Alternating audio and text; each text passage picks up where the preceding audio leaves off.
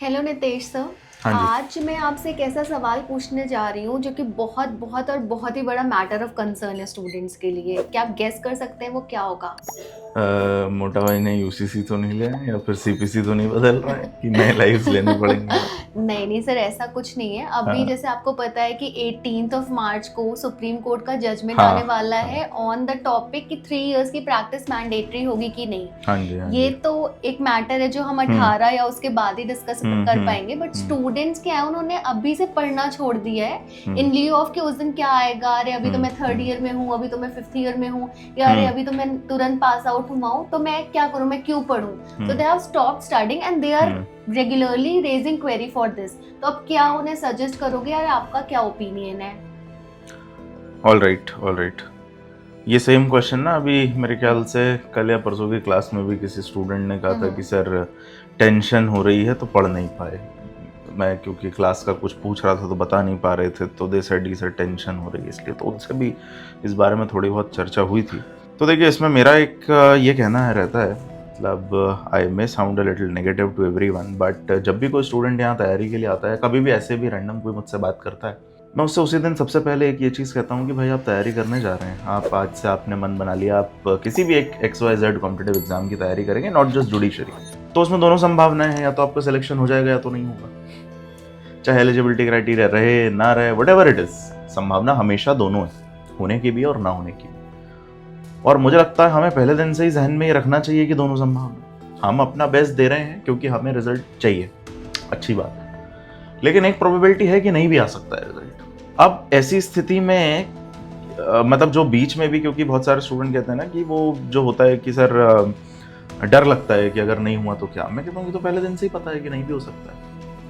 वो डर हमको मेरे ख्याल से तभी ज्यादा लगता है जब हम अपनी प्रिपरेशन में बहुत ऑनेस्ट नहीं होते।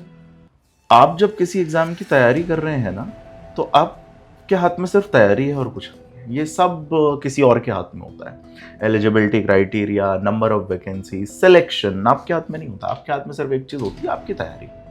आप उसको कितनी ईमानदारी से कर रहे हैं, दैट इज व्हाट।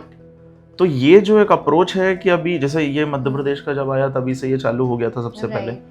अभी ये मामला लटका पड़ा हुआ है, 18th को फाइनल होना है, बट वो भी फाइनल नहीं होगा, ये हम सब जानते हैं। किसी भी, मान लीजिए ये होगा कि एलिजिबिलिटी क्राइटेरिया नहीं लगेगा 3 साल वाला, एक प्रोबेबिलिटी ये भी है जो कि कम है थोड़ी, बट है। एक ये है कि भैया एलिजिबिलिटी क्राइटेरिया इंट्रोड्यूस हो जाएगा। अब मैं कह रहा हूँ हो जाएगा तो कल से तो शायद ना हो, मतलब क्योंकि उसके ऊपर फिर लोग रिव्यू डालेंगे, लेकिन है ना, पिटिशंस जाएंगी। तब से आया जब से गुजरात पे स्टे हाँ एग्जैक्टली। तो स्टे इसलिए लग गया कि अभी एक पेंडिंग चल रहा है, तो भाई वो और सेटल होना ही है, कुछ तो होना है कि एक तरफ तो डिसीजन हो गई ना। उसके बाद आप बाद में देखेंगे, अभी उस पर और प्रक्रिया चलेगी। MP वाला सॉल्व हो गया क्या लास्ट ईयर से जो चालू हुआ, इतनी जल्दी तो हुआ नहीं। अब इसमें निकल गया 1-1.5 साल, आगे भी संभावना टाइम निकले, मैं कह रहा हूँ नहीं निकले व्हाटएवर इट इज। और एक बात आप मेरी समझिए, जो लोग इस चीज में इतना उलझे हुए हैं कि रोज यूट्यूब पे यही देख रहे हैं कि व्हाट इज गोइंग ऑन, मुझे एक चीज ये समझ में नहीं आती है इसमें कि मैं कह रहा हूँ चलिए कोई एलिजिबिलिटी क्राइटेरिया नहीं, जैसा आप चाहते हैं वैसा ही होगा। मैं कह रहा हूँ वही हो जाएगा 18 को, कोई एलिजिबिलिटी क्राइटेरिया। इस बात की गारंटी है क्या कि तुम्हारा उसके बाद भी सिलेक्शन होगा? नहीं है। आपने 2019 फेस 1 का मध्य प्रदेश का एग्जाम दिया था, उस समय कोई एलिजिबिलिटी क्राइटेरिया था क्या? नहीं था। नंबर ऑफ वैकेंसी भी जहां तक मेरे को याद है ठीक ठाक थी। जनरल कैटेगरी में, अनरिजर्व कैटेगरी में मेरे ख्याल 90 वैकेंसी थी, फिर भी आपका सिलेक्शन नहीं हुआ। एक नंबर से आपका सिलेक्शन नहीं हुआ फाइनल। मेंस और इंटरव्यू मिला के जो 450 नंबर का होता है, उसमें आप एक नंबर से सिलेक्शन से रह गई, तो क्या जिंदगी खत्म हो गई आपकी? और अगर हो जाता तो आप जज बन जाते, अभी नहीं बने तो क्या? अच्छी चल रही है लाइफ, बढ़िया चल रही है ना। That's what we need to understand. आप जब भी किसी कॉम्पिटिटिव एग्जाम की लड़ाई में, या मैं कह रहा हूँ फॉर दैट मैटर, मैंने क्लास में भी एग्जाम्पल दिया था, आप एक बात को समझिए, रिजल्ट आए पॉजिटिव ना आए, मैं कह रहा हूँ अभी आप इससे बच्चे परेशान हैं कि एलिजिबिलिटी क्राइटेरिया आ गया तो हम लीग से हट जाएंगे। मैं कह रहा हूँ नहीं आया था एलिजिबिलिटी क्राइटेरिया, तुम एग्जाम देते, बाई चांस तुम्हारा सिलेक्शन नहीं होता तो भी तुम हट जाते। एंड में हाथ में आपके बचेगा क्या? वो बचेगा जो आपने अपने ऊपर काम किया है। तो irrespective of all these things, आप वो काम करना मत रोकिए कभी भी। आपको डेली बेसिस पे काम करना है अपने ऊपर। आप अगर लॉ की फील्ड में, आप अगर लॉ ग्रेजुएट हैं, कर चुके हैं कंप्लीट या कर रहे हैं, आपको लॉ आना चाहिए। मैं कह रहा हूँ एलिजिबिलिटी क्राइटेरिया आ जाएगा तो आप कुछ बदल दोगे क्या? नहीं। आप कुछ और करियर ऑप्शन या तो देखोगे या फिर आप 2 साल वो करोगे प्रैक्टिस करने के लिए। क्या आना चाहिए? लॉ का नॉलेज तो चाहिए ना। जो बच्चे कॉर्पोरेट में काम कर रहे हैं किसके बेसिस पे कर रहे हैं? लॉ का नॉलेज पे कर रहे हैं ना। तो भाई साहब ये थोड़ा सा हमको समझने की जरूरत है कि जो हमारे हाथ में क्या है, हमारी तैयारी खुद को अपस्किल करना, वो हमको करना है। मैं तो पहले दिन ही इसीलिए जब भी बच्चा आता है उससे ये कहता हूँ कि ये तैयारी जुडिशरी के नाम पे हम कर रहे हैं, बट एक्चुअली ये जो हम पढ़ाई करेंगे, जो कोर्स यहाँ पे पढ़ाया जा रहा है या जो हम कर रहे हैं, वो हम कर रहे हैं आपको एक कॉम्पिटेंट लॉ ग्रेजुएट बनाने के लिए, जो शायद कॉलेज के बाद आप उतना नॉलेज वाइज नहीं रहते हैं साउंड। तो हमारा पर्पस तो वो नॉलेज देना है, कॉम्पिटेंसी है, और कॉम्पिटेंसी तो एनीवेज काम है। आप देखिए ना, अच्छा ये पूरी लड़ाई या डिबेट चालू कहाँ से हुई कि क्यों ये कहा जा रहा है कि प्रैक्टिस वाला बंदा आना चाहिए? क्यों? क्योंकि एफिशिएंसी कम लग रही है जजेस, एफिशिएंट नहीं लग रहे हैं जजेस, इसलिए सब इतना फैलाया गया ना कार्यक्रम। एफिशिएंसी की प्रॉब्लम हर जगह है, जज बनने के बाद भी है। मैं कह रहा हूँ एग्जाम क्रैक करके जो बन रहा है उस पर भी सवाल उठ रहा है कि एफिशिएंट है कि। वकालत में चले जाइए, वहां भी हर तरीके के लोग, कुछ एफिशिएंट है कुछ नहीं। वहां भी एक्सेल वही बंदा कर पा रहा है जिसने खुद पे काम किया है, जिसने खुद के स्किल को बढ़ाया, और ये हर जगह होता है। एग्जाम एक दिन की जीत हार होता है, कॉम्पिटिटिव एग्जाम। ये बात हमको हर एस्पिरेंट को, for that matter, not just judiciary, सबको समझनी चाहिए। मैंने क्लास में एग्जाम्पल देके बात समझाई थी, क्योंकि देखिए बहुत वो संदीप महेश्वरी जी वाला मोटिवेशन मुझे आता नहीं है ना, मेरे समझ बैठा कभी वो। मैं अपने आसपास के लोग देखना पसंद करता हूँ, उनसे मोटिवेट होना पसंद करता हूँ। जैसे आपका एग्जाम्पल हमने ले लिया भाई, ठीक है, आपके समय तो कोई एलिजिबिलिटी क्राइटेरिया नहीं था ना, सीट भी भरपूर थी ना, लेकिन 1 नंबर वो तो कहीं भी कुछ भी हो सकता है। कर्म है वो तो जीवन की 1 नंबर, ठीक है, तो निकल गया वो, नहीं हुआ तो क्या हुआ उससे? बहुत कुछ नहीं हुआ, शादी हो गई। हाँ, मतलब कुछ ना कुछ हो ही जाना है। अच्छा, आप इसको इस बात से समझिए, जो मैंने क्लास में एग्जाम्पल से मैं समझाना चाह रहा था। जितने रियलिटी शोज होते हैं, इंडियन आइडल का नाम आपने सुन रखा होगा। इंडियन आइडल का पहला विनर कौन था? अभिजीत सावंत। शायद लोगों को याद भी है। वो बंदा आज कहाँ है? कितने गाने गा पा रहे हैं वो? कहाँ है वो? गायब है, ठीक है, लेकिन उनकी भी जिंदगी चल रही होगी ठीक ठाक, वो शो कर रहे होंगे, बट वैसा कुछ नहीं मिल पाया। Arijit Singh, he was a loser. मेरे को याद नहीं कौन से कंपटीशन में आए थे, but Arijit Singh lost the competition. आज वो बंदा कहाँ है? हर जगह। वो इंडस्ट्री का क्या कहना चाहिए, मतलब दूर दूर तक कोई कंपटीशन नहीं है, but he lost that competition. Did that end his life? No. काम क्या आया? कंसिस्टेंसी से मेहनत, वो चल रही थी, तो वो कंपटीशन नहीं जीत पाए, बट आगे जिंदगी में सक्सेसफुल है। बिल्कुल। विशाल मिश्रा कैसे हुआ वाले भाई? रोज नया गाना पॉपुलर हो रहा उनका। He lost Indian Idol 2 or 3 times I guess. Right 2 बार तो मैं नहीं देखा है कि आए थे। लेकिन आज देखिए, जुबीन नौटियाल, मैथिली ठाकुर, शी ऑल्सो, ये सब हारे हुए लोग हैं जिनके मैं नाम ले रहा हूँ, और आज की डेट में यही चल रहा है। क्यों पता है? अपने उस अपस्किलिंग की वजह से, अपनी उस कंसिस्टेंसी की वजह से। जो जीता वो तो पता नहीं कहाँ गया, क्योंकि उसने एक बार तो कर लिया, मेंटेन नहीं किया। Same is with any competitive examination as well.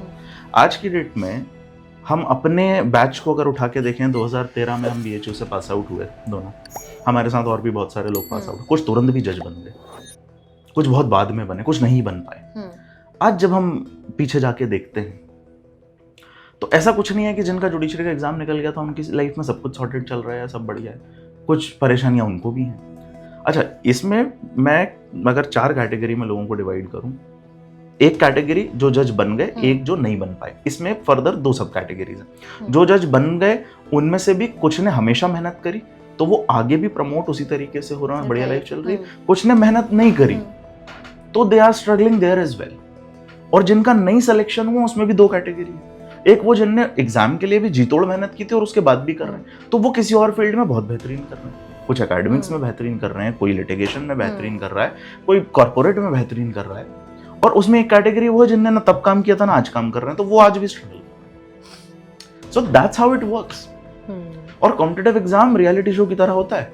उस दिन आपका सिक्का चला कि नहीं चला, 2 घंटे में डिसाइड हो जाता है कि आप आगे बढ़ रहे हैं कि नहीं बढ़ रहे। तो यार, जब आप इस कॉम्पिटिटिव एग्जाम की रेस में है ना, तो आपको ये बात बिल्कुल समझनी पड़ेगी कि एंड रिजल्ट ऐसे ही होना है। मैं कह रहा हूँ ना, ये सब एलिजिबिलिटी क्राइटेरिया तो हमको एक सांत्वना देने का वो मिल गया कि अरे हम तो जा ही नहीं पाए इसलिए हम फेल हो। मैं कह रहा हूँ जाके भी तो फेल हो सकते थे मेरे भाई आप। कोई एलिजिबिलिटी क्राइटेरिया नहीं रहता, सब कुछ नहीं रहता, आप एग्जाम देते नहीं हो तो अब नहीं यार। अभी दिल्ली का रिजल्ट आया, अनरिजल्ट में 25-26 बच्चे निकले, कितने लोगों ने एग्जाम दिया होगा? लड़ाई में कितने लोग थे, है ना? राजस्थान की 200 वैकेंसी थी अभी, हजारों बच्चे थे, 40-50 हजार बच्चे थे, फाइनल सिलेक्शन किसका हुआ? 200 का। तो 48,800 का क्या हुआ? उस 48,800 में से भी बहुत अच्छा लोग करेंगे, वही करेंगे जिनने वहां भी ईमानदारी से काम करा था और आज भी। और ये जो बने हैं इनका भी जीवन इस बात पे डिपेंड करता है कि आगे ये क्या करें। ये सब स्टेज, जैसे क्लैट के बाद एक तो इतना ग्लोरिफिकेशन रिजल्ट का होता है, कभी और दिन बात करेंगे उसके बारे में, आज तो डिफरेंट टॉपिक लेके बैठे हैं। तो जितना ग्लोरीफाई उसको करा जाता है ना, वो क्लैट का जो टॉपर होता है या बच्चा होता है उसको लगता है अब तो बचा ही नहीं जीवन में कुछ। और 5 साल बाद जब वो लॉ ग्रेजुएट होता है तो फिर समझ आता है कि असली जिंदगी तो अब चालू हो रही। तो जरूरी नहीं है जिस बंदे ने क्लैट में टॉप किया था आगे उसकी लाइफ बढ़िया होगी। वो इस बात पर डिपेंड करती है कि क्लैट में मतलब लॉ कॉलेज में एडमिशन लेने के बाद 5 साल आपने क्या किया और उसके पास आउट होने के बाद भी आपने किया। तो यार एक दिन से ना तो बनता है ना बिगड़ता है, ये बात हमको समझनी पड़ेगी। आप अपने आसपास देख लीजिए। अच्छा, ये जो ऑनलाइन सेंसेशन आजकल चले हैं, अभी कुंभ में क्या नाम है वो इंदौर की लड़की मोनालिसा, कितने दिन रहेंगी वो देखना आप। एक ऐसे ही कच्चा बादाम वाले अंकल आए थे, एक दिन भयंकर पागल हो, आज की डेट में उनकी स्थिति आप देख लीजिए। रानू मंडल एक सिंगर आई थी, एक दिन में और एकदम यार चलेगा वो जो रोज काम कर रहा है, एक दिन से कुछ मैं कह रहा हूं हो गया पॉपुलर, उससे क्या हो रहा है? ऐसे एग्जाम का है भैया, निकल गया नहीं निकला। आपने उस जर्नी में क्या कितने ईमानदारी से काम किया, उसके बाद भी मैं कह रहा हूं निकलने या ना निकलने के बाद भी आप क्या करेंगे। बहुत सारे स्टूडेंट हैं इस जर्नी में, जब से पढ़ाना चालू किया है हम लोगों ने, बहुत सारे स्टूडेंट देखे, कुछ जज बन गए, कुछ नहीं बन पाए। जो नहीं बने हैं ना, उसमें भी एक ऐसा लॉट है जो आज बहुत अच्छा कर रहा है। बिल्कुल, बहुत अच्छा कर रहा है। और क्यों कर रहा है? क्योंकि उसने उस समय भी बहुत मेहनत की थी और बाद में भी। कोविड में बहुत सारे अच्छे एस्पिरेंट्स ने प्रिपरेशन छोड़ दी क्योंकि वैकेंसी नहीं आ रही थी। भाई लंबा गैप हो गया था ना कोविड के कारण, तो दे स्विच्ड देयर करियर, क्योंकि एक स्टेज ऑफ लाइफ भी होती है कि अब आपको आगे बढ़ना होता है उस स्थिति से। वो लोग आगे बढ़े उस स्थिति से और आज बहुत अच्छा कर रहे हैं। आपके साथ भी यही हुआ। उसके बाद कोविड वाला था, आपने कहा आप तो पेपर देना ही नहीं दिया, ठीक है, सो व्हाट। अच्छा, अब एक बात समझना, एग्जाम तो आपका नहीं निकला, ठीक है, लेकिन आज इधर बैठ के जब मैं आपसे कहता हूं कि मेरी सैलरी बढ़ा दो, नहीं तो मैं किसी दूसरे प्लेटफॉर्म पे चले जाऊंगा, आप जो मुझे धमकी दे पाती हैं कि चले जाओ, हम चला लेंगे कोचिंग, ये क्यों दे पाती हैं आप? क्योंकि आपने काम करा है, आपको कॉम्पिटिटिव एग्जाम निकालना आता है, आप कहती हो मैं निकलवा दूंगा बच्चे का, चले जाओ जा जाना। तो काम क्या रहा आज आपके? रिजल्ट नहीं, आपने जो काम करा था वो 1 नंबर का रिजल्ट काम का नहीं है। या मैं कह रहा हूं निकल जाता तो भी आप मुझसे ये नहीं कह पाती हैं आज कि जाओ चले जाओ जाना, हम चला लेंगे। वो आप क्यों कह पा रहे हो मुझसे? क्योंकि आपने काम करा। तो एंड में काम क्या आता है लाइफ में? जो आपने अपने ऊपर किया, जो पढ़ा है। मेरे क्या काम आ रहा है आज जिंदगी में? भाई मैं भी IAS एस्पिरेंट था, नहीं बन पाया, तो क्या आज किसकी बदौलत मैं कुछ चल पा रहा हूँ? एक तो उस समय भी काम किया तो आज भी कंसिस्टेंटली उतना ही काम कर रहा हूँ, ऐसा तो नहीं है कि बढ़ गए। So that's what actually is. तो भैया ये सब लफड़े में पड़ने की बजाय बेस्ट इज, मैं कह रहा हूँ एलिजिबिलिटी क्राइटेरिया का क्या होगा क्या नहीं, that is a separate debate. इसके बारे में कभी बात कर लेंगे, वो सही है गलत है, इसके बारे में बात कर लेंगे, बट उसका कोई बहुत सेंस नहीं है। आप इस बात को समझिए एज एन एस्पिरेंट कि हमारे पास पढ़ाई है अपनी, बस मेहनत कर सकते हैं बस, उसके अलावा कुछ नहीं कर सकते। और वो करिए, वो एक दिन भी मत ज़ाया होने दीजिए किसी भी वजह से, क्योंकि मैं कह रहा हूँ एलिजिबिलिटी क्राइटेरिया नहीं इंट्रोड्यूस हुआ ना बेटा, तो भी कोई गारंटी नहीं है कि तुम्हारा सिलेक्शन होगा। और जिस दिन सिलेक्शन नहीं होगा या हो जाएगा, दोनों सिचुएशन में काम आपको आपकी मेहनत आनी है, तो उसको मत रोकिए फॉर एनी रीजन। ठीक है sir, thank you so much for your suggestion.